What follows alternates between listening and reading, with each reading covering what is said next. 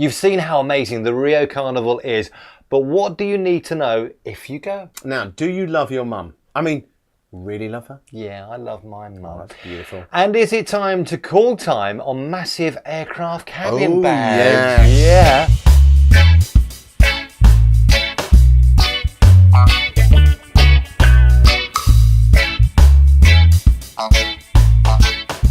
It's Saturday, it's GoOnTravel. I hope you've had a fantastic week and I hope you're planning lots of stuff coming up over the next couple of months as well. Don't forget, wherever you're going, grab your phone, get to the camera bit and film it for us. Film it for the show because we want to share all the different trips that you're going to be making over the coming months with everyone else and all the tips and ideas you've got too. Don't worry if you're not some great video editor. As long as you don't capture like loads of little bits and you capture sort of a few fairly reasonable chunk sizes.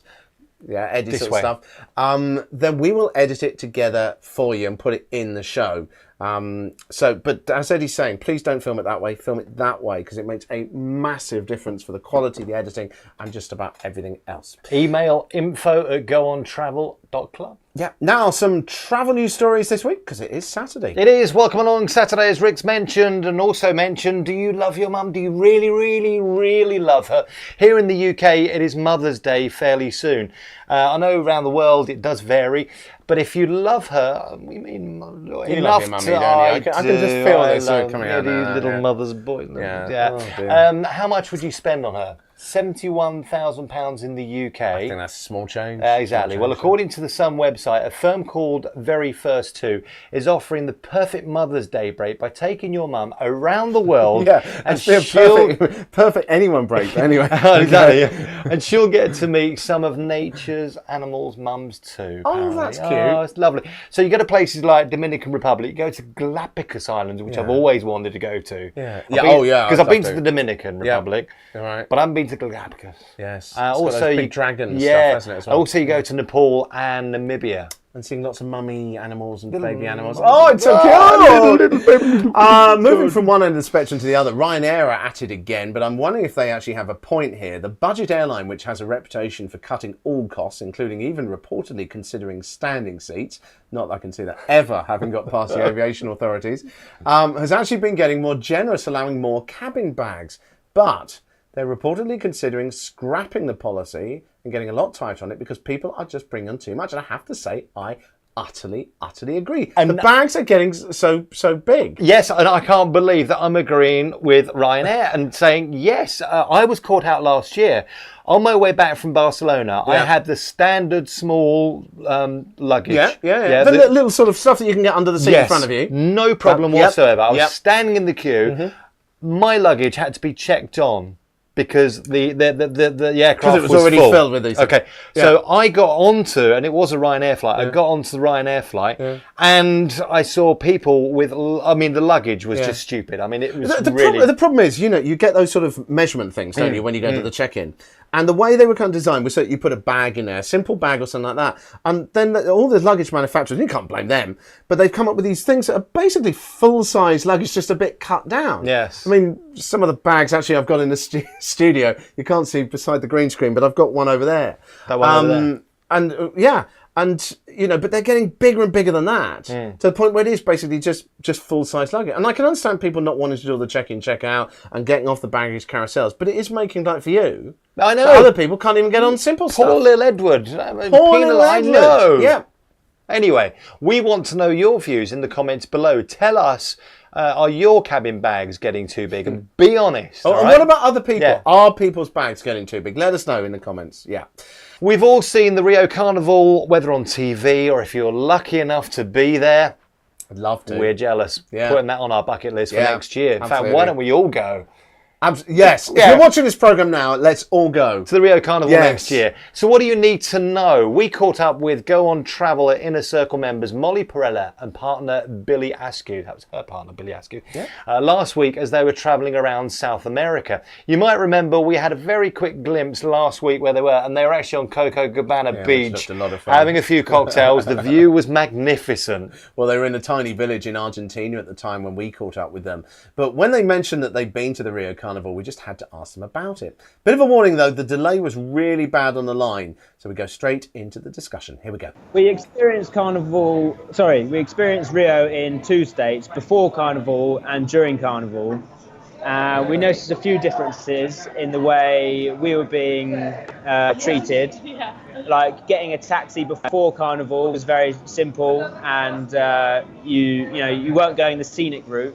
Although when it was Carnival time, they were taking you laps around the city. Right. And charging you triple price. Yeah, common problem with taxi drivers everywhere, unfortunately. Yeah. The actual event itself was fantastic. Nothing like we've ever seen before. There were no directions to the actual stadium. It was literally get out of the station and try and follow the crowd. But everyone's going different directions because everyone's going to a different area of the stadium. So it was all a bit chaotic. I was going to say, because my impression is that you've got this huge, great carnival that goes through and you just follow where the noise is. But it sounds like actually it's just all over the place. Everywhere. Well, that was the instructions we were given. We were told by the guy we bought the tickets off, as soon as you leave the train station, follow the crowd and you'll get there. And you could have followed a different crowd and ended up in a different place. Your ticket is for like a certain sector in the stadium, and then what sector you're in determines which way you go. So there were just people going to all different areas, so we were just like, oh god, didn't have a clue what was going on. So your tip to someone going to the carnival would be what? What would you say the main things you've learned from it that you would share with others? Just be wary of yourself and whoever you're with and your belongings. We didn't experience any direct trouble, and to be honest, I think people are just trying to make money, like selling you things. They're not trying to we didn't experience anyone trying to cause trouble. We're just a bit in your face, kind of buy this nice thing. But yeah, I think just be careful. Don't dress how I dressed. How did you dress? How did you dress? That's the obvious question. Try and blend in. First, get a tan, because I was wearing a tank top and was extremely pale. I was wearing a Brazil top, which I bought in the market, which was clearly for white tourists. And I had a multicoloured Mohican. So I think I up, making us target number one for any kind of... we just stuck out so clearly, which is probably... They always do say, don't they, blend in like a local. Make sure you do that. Do you know what? By doing this programme, there are so many places that I need to visit, Rio being one of them. I know, it is just a huge great list. It is, the bucket list is getting longer and longer and longer and longer. I think what was amazing about that was that we had to wait a while until we could actually connect with Billy and with Molly there. But it was the fact they were in a really small town in southern Argentina, and it's surrounded by mountains, and you'll see it when we have the full report next week with them.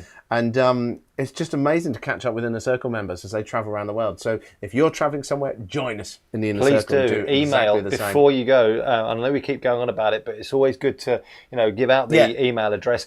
Before you go on holiday, email info@GoOnTravel.club, or you can go via our website, which is www.GoOnTravel.club. Yeah, and we'll give you all the details of what you need to do before you go, so you've got an idea on that one. Next week, it's cheap, it's got great food, it's compact with lovely churches and places to visit. We're in Krakow in Poland. Oh, sorry. In Poland. Yeah. And we'll let you see more of that chat with Molly and Billy, as we've mentioned, who have a lot of detailed tips sharing around, they're going around South America. Yeah, lots of ideas on that one. So don't forget to subscribe, tell your friends, share just about everything. Have a wonderful rest of your weekend. See you Monday. If you're watching it on Saturday. On Saturday. And we'll see you Monday. Unless, of course, it's not Monday and it's like Monday already. It could be Tuesday. See you soon.